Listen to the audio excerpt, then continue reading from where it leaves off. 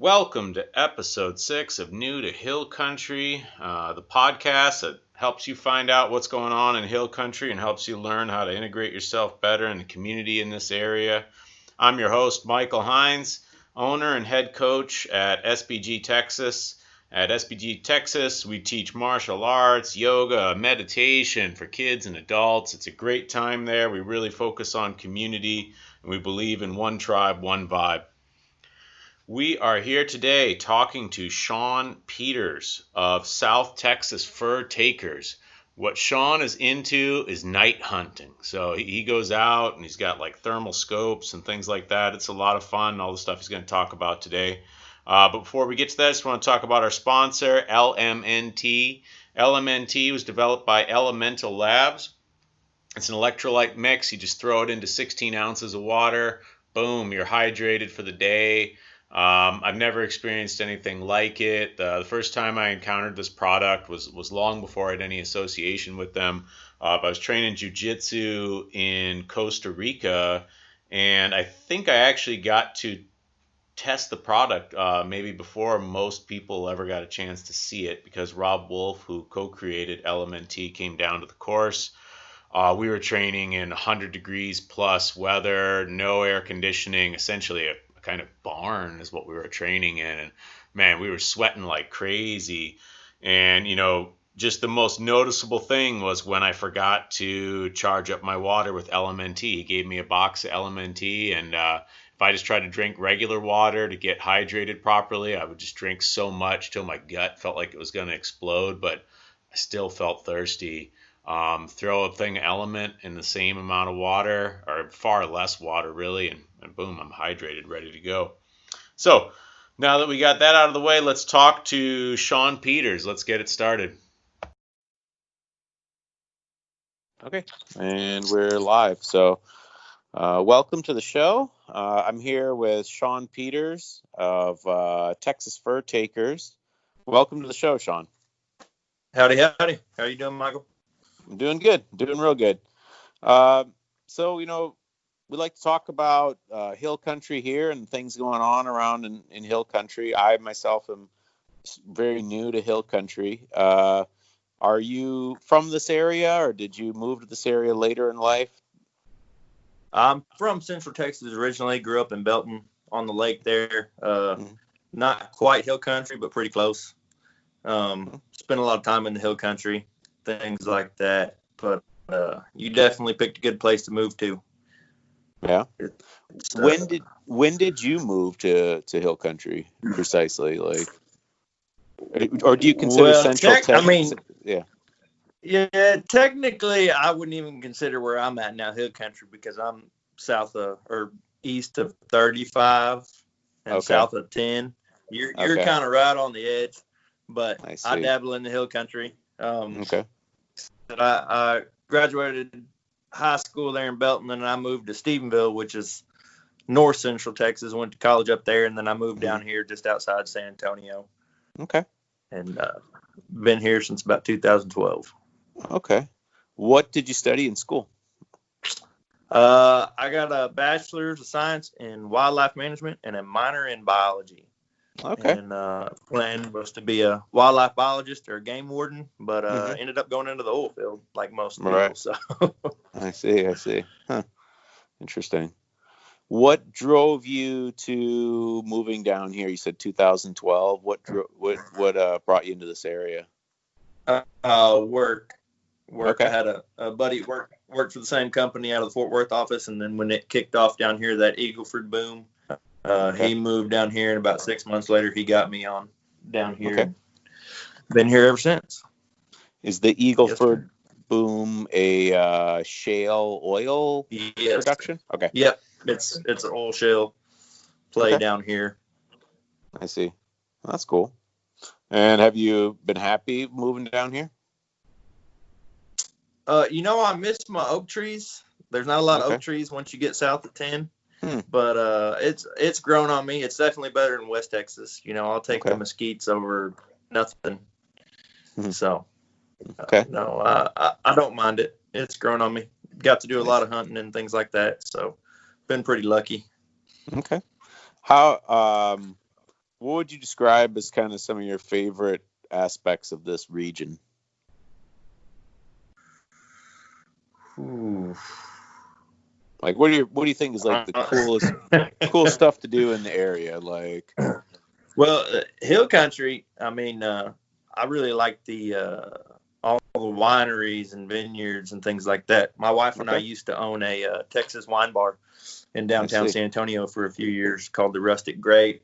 And so we still frequent the wineries quite a bit in the hill country area, whether it be Fredericksburg or Wimberley or wherever. They've got a bunch of really good ones all over the place. So I see. That's my wife's hobby, so I get drug on certain weekends, and that's what I end up doing. Okay. Well, let's dwell on that for a bit. What are some good local wines then that I should be looking out for? Because I'll fill in my side on this. So my side in drinking is I was living in Korea for the last 15 years or so, and I, near the trail end, the last few years, had learned to make traditional Korean alcohol. And what I was mostly drinking in Korea was stuff that I would make. But then the other thing, I liked Scotch, and I had a friend that was a really big bourbon guy, so he kind of introduced me to every bourbon under the sun. When I was in Korea, I actively avoided wine. And the reason was that the markup was astronomical. So you would go into a wine shop there, and I would look at a wine, and maybe, let's say it'd be priced at like $30 or something like that, obviously in Korean won, but it would be the equivalent of $30. And I'd Google that sucker, and it'd be like a $5 wine. And, you're just kind of, and you're seeing that's, you would really have to spend if you spend a good 20, 25 minutes in a wine shop, you might be able to find something that was at least priced similarly. I wouldn't say like competitively or lower. So I just gave up on wine. I never disliked it. I just was like, okay, this is not the country to get interested in wine because it's too expensive and overpriced. So I'm slowly trying to kind of make myself a little more aware of wines. And so, yeah, I'm really curious, like for Texas wines and stuff, what should I be looking out for? This is really a question for my wife. Like I said, I just kind of drank what she would bring home. But, I mean, there was several good ones that I liked.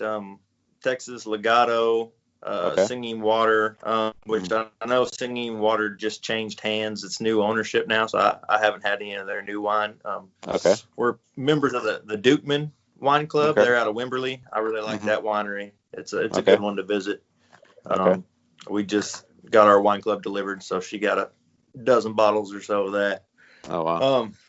Yeah, as far as names of the wineries, I cannot remember for the life of me a lot of them, but we did basically to be able to sell in our store. For us to sell your wine, you had to have at least 75% of your wine had to be made from Texas grapes.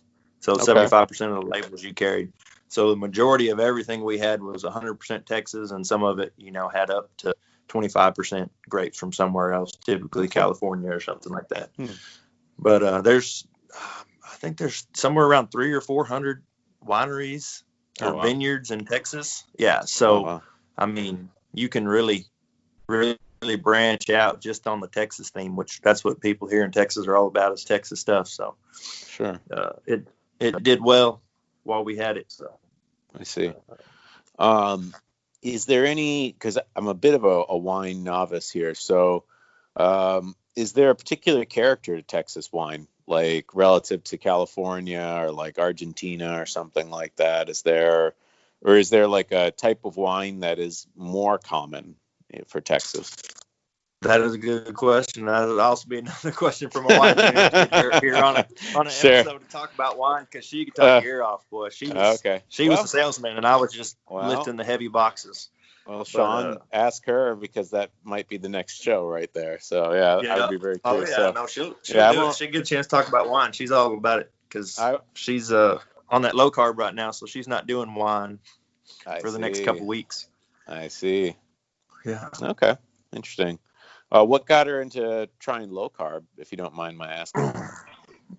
Oh, just trying to get back healthy. We've done the low carb a few times. We've tried different stuff like South Beach and keto and things. And we do it for a while, and we just get so busy that we kind of stray from it. And so we're kicking it back up right now, trying to that's cool. Do something while we're doing nothing here, sitting at the house. So I understand. Okay, interesting. So what I know what you like to do for fun. Like I kind of know your thing, so I'll let you introduce the Texas Fur Takers, and just shoot from there. Like, okay, yeah, I'm a big varmint and predator hunter. I just started out with just Instagram, just somewhere to post my pictures and videos. Started the South Texas Fur Takers, and then I kind of rolled it into a YouTube, which I'm just getting started, putting anything from hunting videos to gun reviews and things like that on there. So, like I said, Texas is 95% privately owned. So if you don't own land, it's pretty tough to get in. It's pretty expensive if you want to be a deer hunter. If you don't have land of your own or have a buddy that's got land or something like that. And I figured out a long time ago that something that people will let you do is come shoot hogs and coyotes. So I kind of went that direction with it, and it's been great. Picked up quite a few properties we get to hunt, and I just run around in the dark, and you get to fire a lot more shots than you do, one or two deer during the year. So I enjoy it. It's slow until it isn't, which you've experienced. Right. That was a lot of fun. Better than others, but yeah, it's a good time. I enjoy it. So, and I enjoy getting new people into it and exposing people to it. And it's great. I love it. Yeah, it was definitely a lot of fun and something that I would like to do again. And I was super. So to fill people in, my father had come down to visit New Braunfels and see us, and my dad's a very avid hunter, and now that he's retired, that's kind of about all he does really is hunt and fish and drink. And and he came down to visit, and I have this dream that I'm going to get my dad to at least move down to Texas part-time, my mom and my dad, so that they can spend more time with their grandkids and just we can see them more. And I knew that if we could get him a little bit of hunting, just a little bit, just a taste of it, that'd go a long way in that discussion later. And it's interesting. My dad, after we went hunting that night, so Sean was sweet enough to take us out and show us the night hunting, which my dad has never done that kind of thing before. And I mean, when we came back the next day, he was just like he was 30 years younger. I mean, he's just a little schoolboy about stuff. He gets all excited. I mean, he was all excited leading up to it. Like it was just a noticeable difference. Like, it's not that he's disinterested in other things.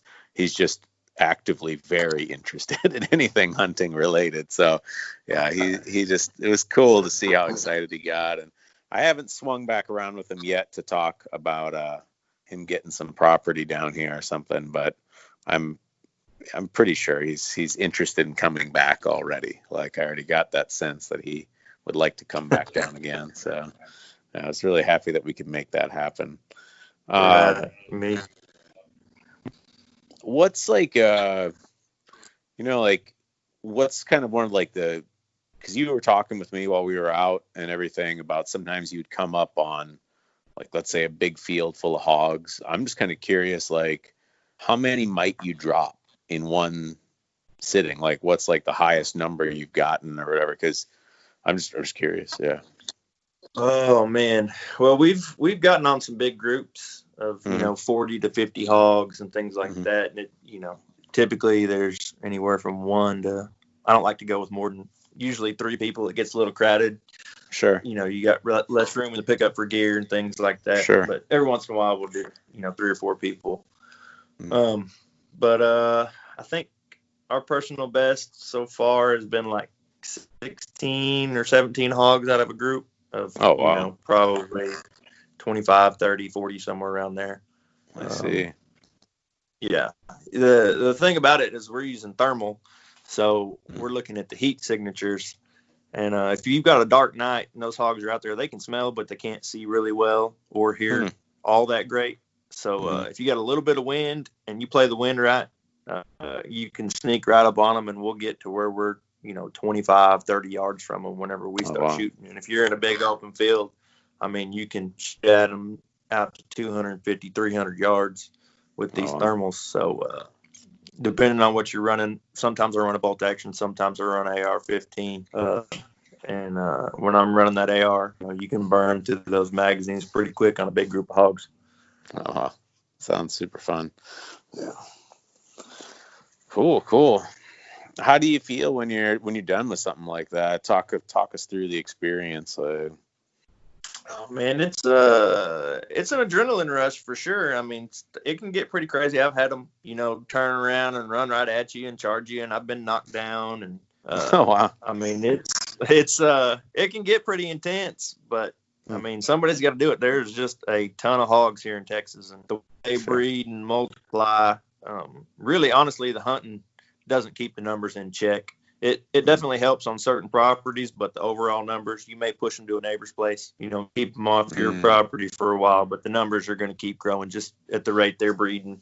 So that's why they do the helicopter hunts and things like that. That's why, of course, this year Texas opened it up to where you don't have to have a hunting license for a resident or non-resident to hunt hogs. So that's a new deal. They're really trying to chip away at the population, get people to hunt them. So what do the hog I know, but let's talk and imagine that people listening to this know nothing about wildlife and stuff like that. What is the issue with having too many hogs on a property? What are they going to do to that property, just so that people have an understanding of that? Right. Well, so a lot of these farmers, they're growing things like peanuts or wheat or whatever, and these hogs come through and they root it all up. And I've seen it where somebody will go plant seeds, and that hog will run right down the row, and you can see where its nose just pushed all the way through, and he ate every single one of those seeds down that row that got planted. Wow. And they like them right when they start to germinate too, before they even start to grow. And then of course, once they're grown and if the stuff gets too big for them to eat the actual, which they'll eat the peanuts all year round, but like wheat fields and oat fields and things like that, what they'll do is they'll go in there and they'll get the grubs that curl up at the bottom of the bulbs on the plants. And by doing that, their nose, they've got a little lip on top of their nose, and it's hard as a rock, and it's basically a shovel. And I mean, I've seen 3 foot wide by 2 foot deep holes they dig in these plowed fields, which makes it hard to plow, and of course it ruins all the plants in the area, and they do millions and millions of dollars worth of crop damage. And then some of the places I hunt are horse ranches, so they dig these big holes, and these horses go galloping across that pasture, and they'll break a leg, and of course then you got to put the horse down. So there's all kinds of random reasons that different landowners don't like them for different reasons. And then, do you know what would have kept the hogs in check prior? Like, what would have been like leading to depopulation for them in a more natural ecosystem? Humans obviously just kind of upend all of that with our presence. So, was there what predators would have been taking them out typically? Really the only thing here in Texas that's smaller hogs, coyotes, and bobcats will eat them. Okay. I've called in a lot of coyotes with pig distress sounds and things like that. You've got mountain lions as well, but there's not near as many mountain lions here. It's really not going to keep the population in check.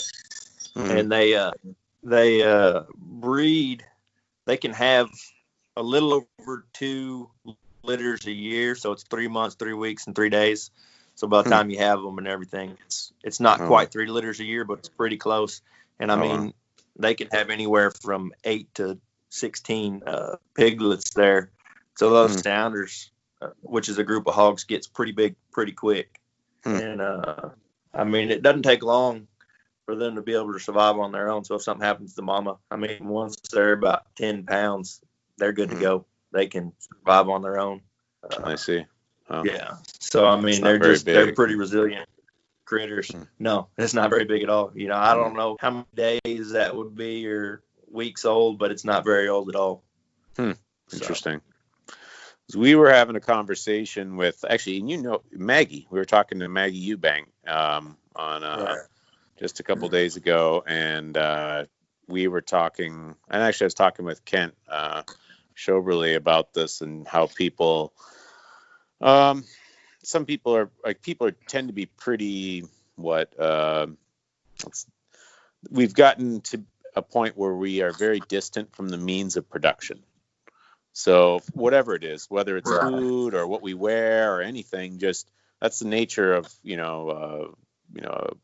commercial society and everything, where you have, products brought to you and you buy them. I mean, and you can't, I'm not trying to be, I'm not like some big, move out to the mountain type of guy or whatever, but just, in that process, we kind of lose sight of what produces our food, and so when you talk about, and, people start talking about, okay, well, we were just talking about this with regards to people being very anti-meat and stuff like that, and not looking at actually like a farm that is producing vegetables will still probably have to kill a certain amount of animals, like just to keep them from eating the vegetables, and those are just kind of realities that will occur. Like the image of a pig just running down a whole row, eating every single seed that's just started to germinate is a pretty powerful vision right there.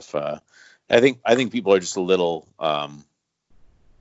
and I'm not trying to say people can't go meatless or anything like that, but I do think there are arguments within that community where people have lost a little sight of what things actually look like on the ground in a real farm and stuff. So they're a little insulated, and by no fault of their own. I mean, it's just how they were raised, where they were raised. Sure. But I mean, really and truly, what is it? 3% of the population's vegan, something like that. So where 97% of the people eat meat, which is a lot of people. So really and truly, everybody can't go kill their own meat. Now, if for every 5 houses you had a 5-acre plot where you grew vegetables and had a couple calves, maybe, we could do it that way. But I don't think people are going to do that. Sure. So as long as we have cities, there's going to have to be some kind of mass production of meat and vegetables and things like that. Yeah, it's hard to imagine any sort of complex.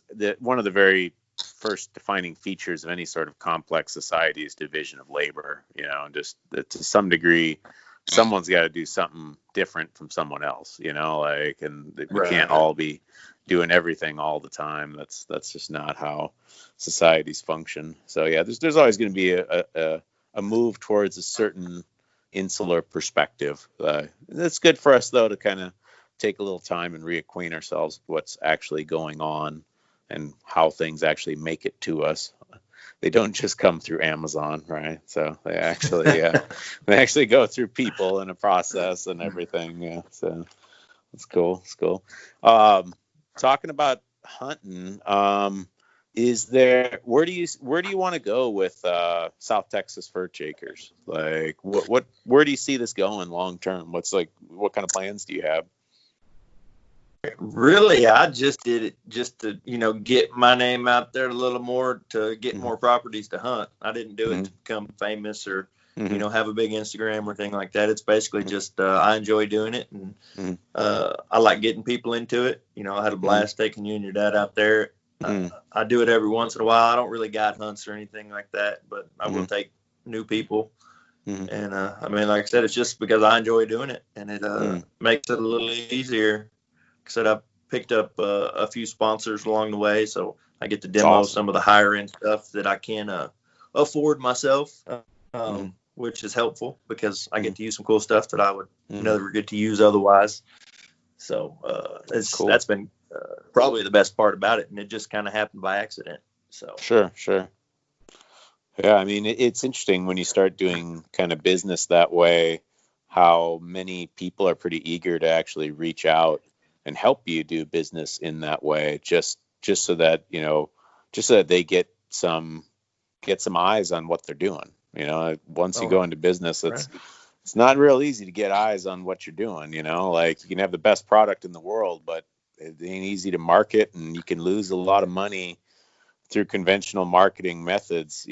Like it can be very tricky to try like, it's interesting, this new social media landscape basically, and kind of how it adds a certain authenticity to things. Like you just want to hunt, you know what I mean? Like you just going out there to hunt. Like, so if someone wants to help you do it, they help you and you help them because they they get some eyes on what they've got to offer. That's pretty cool. So, yeah.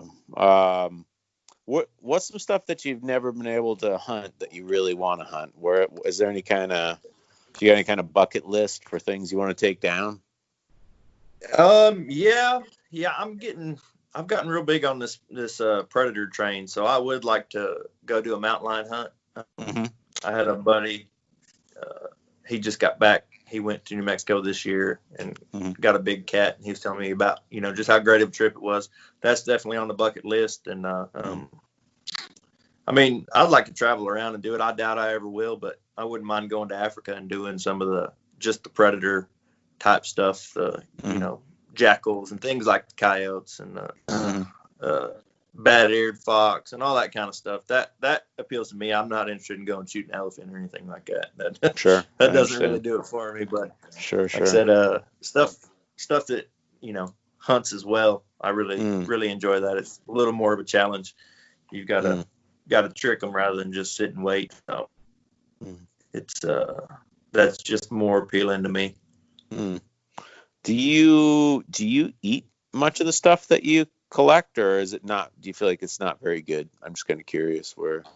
The hogs, if they're a good size, sow or something like that, I'll clean those and bring them home. The freezer's pretty full. We kill quite a bit of hogs, so I can't keep them all. But bobcat's actually pretty good.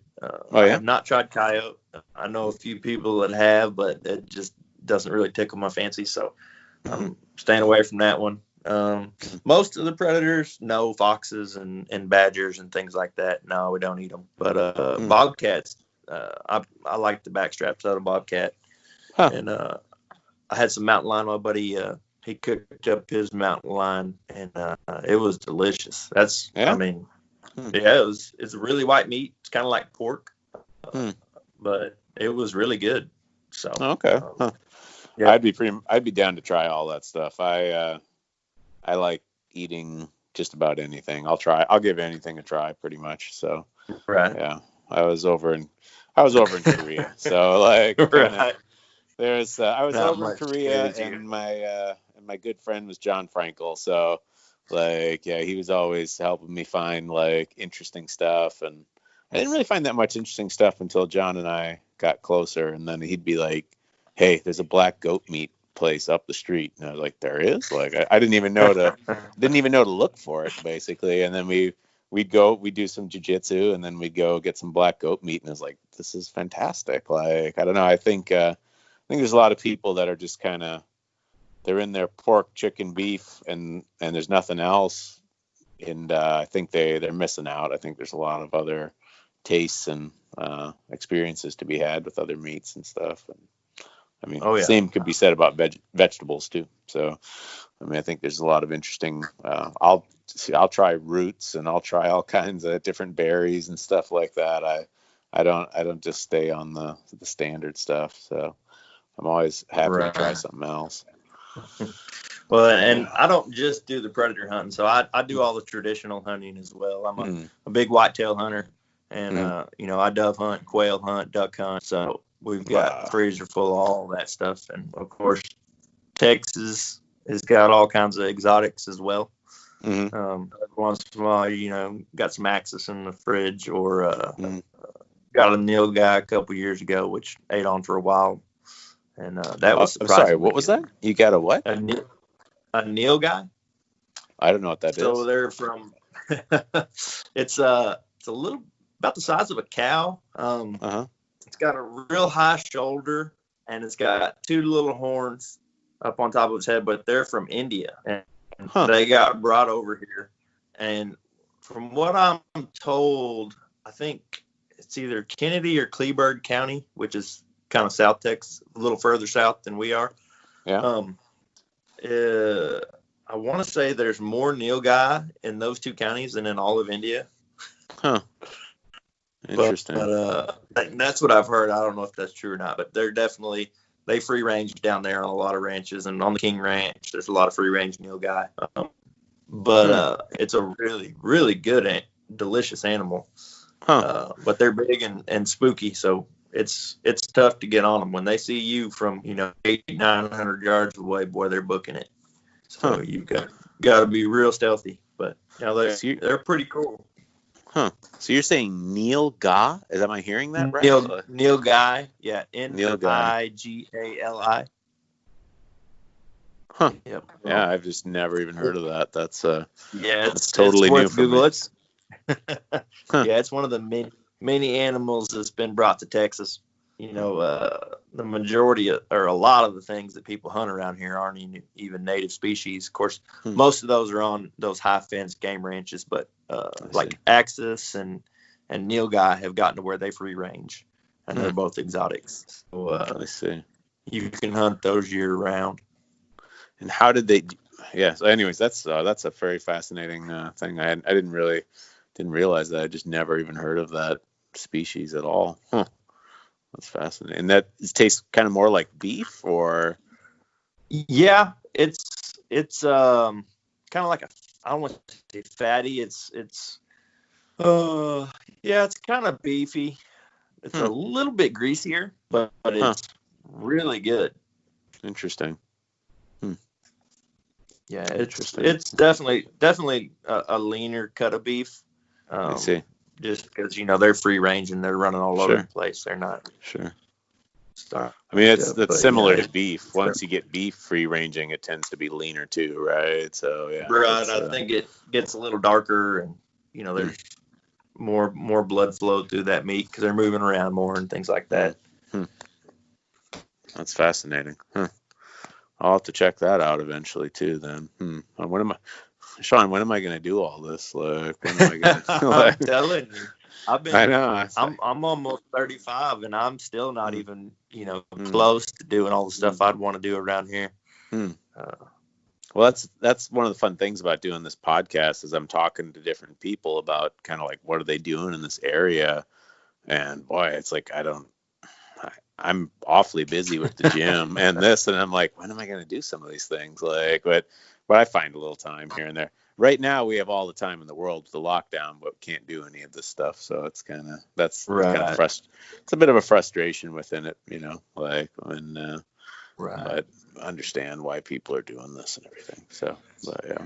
Yeah. Well, I'm ready to get back on the mats for sure. I've had a bad run of luck with my jiu-jitsu. The first time I got into it, did it for a couple months, and then I had a cracked rib, and then I got back, did it for a couple months, and then tore my ACL, and rehabbed that, and then took some time off, and then heard about you on Andy Stump's podcast, and talked to you, and came join the gym, and then of course about a month or so into it, we got the lockdown, and they shut down the gym. So I'm one of these days I'm gonna get it going. We'll get it going. We'll have it going. I'm just kind of curious, when you had your injuries, were those like during free sparring? Yes. And the rib was an accident. Well, they were both technically accidents, but I had a blue belt, a couple stripe blue belt that was doing a sweep on me, and he was much larger than me, and he was actually very gentle with me. He wasn't being crazy or anything like that, but the way he rolled me, his foot got caught underneath me, and the ball of his ankle was right in between two of my ribs. Wow. And when he sat up, his foot was still under there, and it put all that weight down on my ribs. He was probably 250 pounds, and that ball of that ankle just cracked that rib. I separated them is what it did, and it put a little crack in one of them.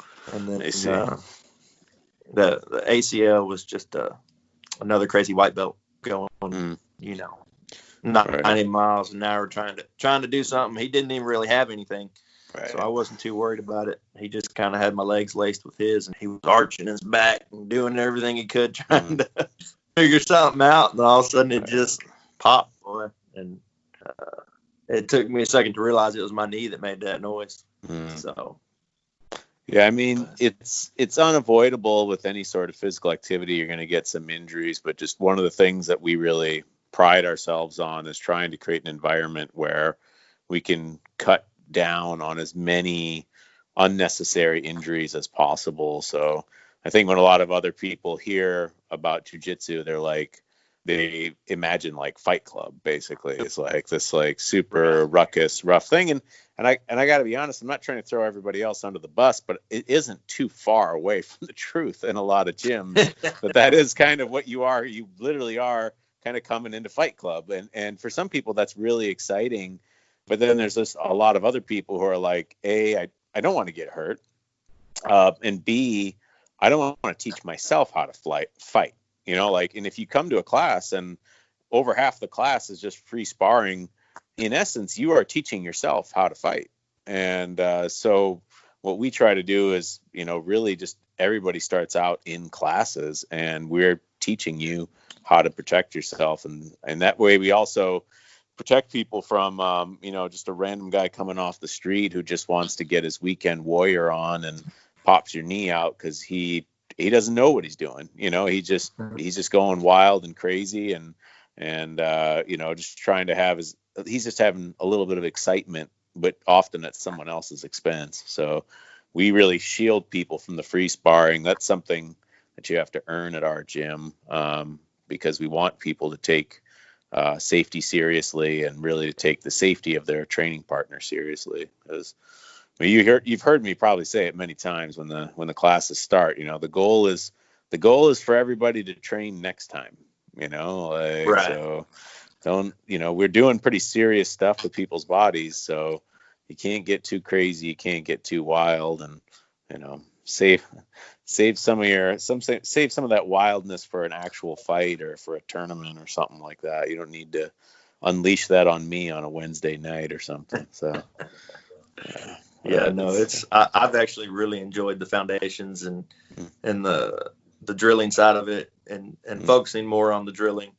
You know, nice to be able to remember what you did the next class, right? Rather than, you know, practice it. Oh, do it 5 times with your partner, and then everybody's going to roll. So right, yeah. I mean, I feel like I'm getting more out of it. Some people may prefer the other way. If I was 17 years old, I might prefer the going in and rolling right off the bat. But you know, being a little older and not in the best shape right now, I'm working on it. But you know, I really enjoy the foundations and learning the foundations of it and the basics and, you know, basically something to build off of. Because like you said, you go in there and roll and you don't know what you're doing and you're not really doing anything. You're reinventing the wheel, you know. It's and there's the rare individual who can do that sort of. We're gonna actually talk to Jimmy White on one of these podcasts, and Jimmy White used to be good friends with I don't know, not that they're bad friends, but used to spend a fair amount of time around Greg Jackson. You know Greg Jackson, right? Like, oh yeah, he's the Jackson Winklejohn, the coach out in Albuquerque, New Mexico, and they've had a number of champions in the UFC. And I have listened to talks from Greg Jackson, and you know, he sort of like self-taught in jiu-jitsu. He just like taught himself. You know, like it's not impossible. It's just extraordinary. You know, like that he could do that and his students were able to compete. You know, like they hadn't learned under a Gracie or something like that. He just started kind of street fighting but at the same time, I'm sure wherever he could learn something, he's going to try to learn it. You know, like he's not going to just be like, don't teach me anything, I'll teach myself. You know, like I've really never met anyone who's very accomplished who has that perspective. It's usually like, show me everything you can show me, and then I'll reappropriate it for my own needs. That's generally what I found from successful and smart people, is that type of attitude. So right. But yeah, anyways, it'll be exciting to get you back on the mats. I'm obviously excited to do that, and it's been great talking with you. I think we'll close out here, and just anything else you want to add? What's the precise Instagram name for someone who wants to look for South Texas Fur Takers? Well, you can search South Texas Fur Takers, or the actual handle is STX _fur _takers, and then my Instagram or my YouTube is South Texas Fur Takers as well, and it'll have the same logo on both. Cool. I like to usually add that at the end, just so that people don't have to try to like wind back through to find the thing that they were looking for. So So, anyways, have a good evening, Sean. Thanks for getting on and talking with us. Yeah, appreciate it, Michael. Have a good one, buddy. Okay, thanks. Yes, sir.